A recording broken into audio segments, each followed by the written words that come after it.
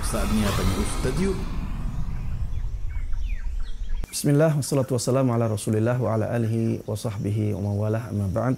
Jamaah sekalian, rahimani wa rahimakumullah. Ini ada pertanyaan dari Ummu Ali dari Kota Malang. Pertanyaannya, bismillah, afwan Ustadz, bagaimana cara mengganti puasa untuk ibu yang hampir setiap Ramadan dalam kondisi hamil atau menyusui setiap 2 tahun melahirkan? Apakah cukup dengan membayar fidyah atau harus mengqadha di hari lain? Jazakumullahu khairan. Ada perbedaan pendapat di kalangan para ulama dalam masalah ini, ya. Ada yang mengatakan bahwa ibu yang hamil, ibu yang menyusui itu wajibnya adalah membayar fidyah.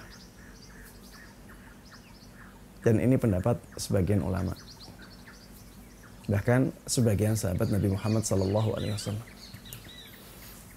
Pendapat yang kedua adalah pendapat mayoritas ulama. Dan ini pendapat mu'tamad dari 4 madhab. Pendapat mu'tamad dalam madhab Hanafi, madhab Maliki, madhab Syafi'i, dan madhab Hambali. Pendapat mu'tamadnya mengatakan tetap wajib qadha. Hanya saja mereka berbeda pendapat. Apakah harus ditambah dengan fidyah ataukah tidak? Dan pendapat jumhur ulama yang mewajibkan qadha, wallahu ta'ala alam, ana lihat lebih kuat. Kenapa? Karena orang yang hamil dan orang yang menyusui itu keadaannya sangat dekat dengan orang yang sakit. Sangat mirip dengan orang yang sakit. Orang yang sakit itu ketika ada sakit dia lemah. Kemudian setelah sakitnya hilang dia kuat kembali. Dan seperti itu juga keadaan orang yang hamil. Ketika ada kehamilan dia lemah. Ketika hamilnya selesai dia kuat kembali. Orang yang menyusui juga demikian. Ketika dia menyusui, maka dia menjadi lemah. Ketika selesai menyusui, selesai masa menyusui, dia menjadi kuat kembali.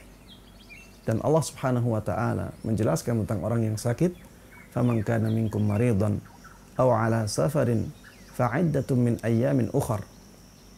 Barang siapa di antara kalian dalam keadaan sakit atau dalam keadaan safar, maka dia harus menggantinya di hari lain apabila dia tidak berpuasa.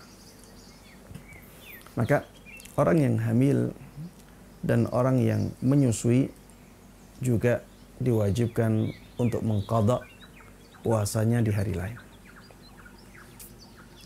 Dan pendapat jumhur ulama ini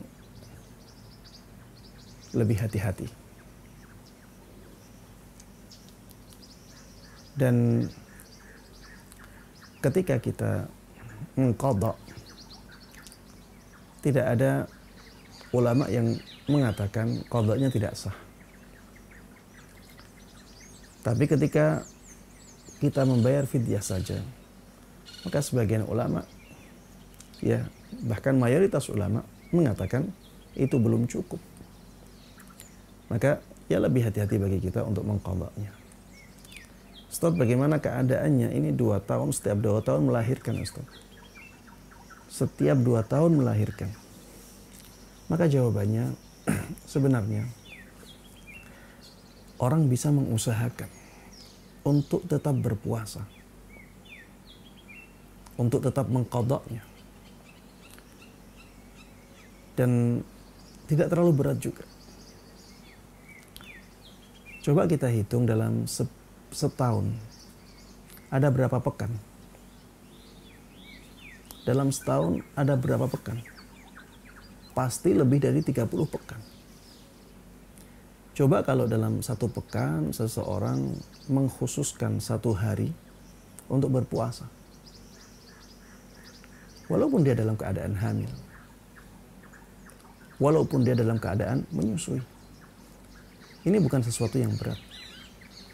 Saya katakan ini bukan sesuatu yang berat. sehari dalam sepekan tidak mampu untuk berpuasa. Dan saya ingatkan kepada para suami bahwa mereka juga punya tanggung jawab untuk membantu istrinya dalam ibadahnya.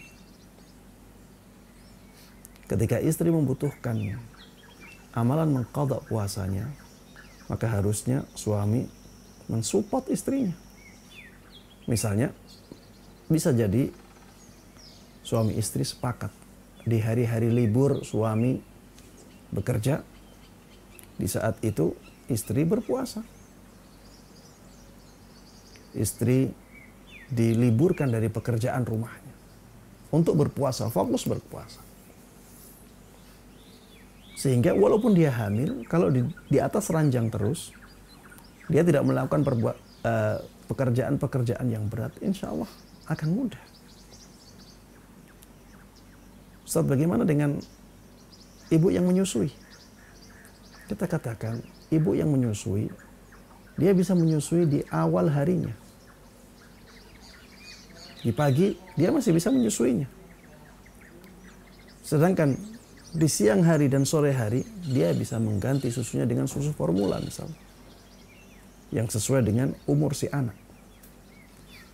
1 kali dalam 1 pekan, masa yang seperti ini berat? Ya, maka jangan katakan, Ustadz ini setiap 2 tahun melahirkan, tidak bisa mengqadha. Sebenarnya bukan tidak bisa mengqadha. Sebenarnya memang tidak ada usaha untuk mengqadhanya.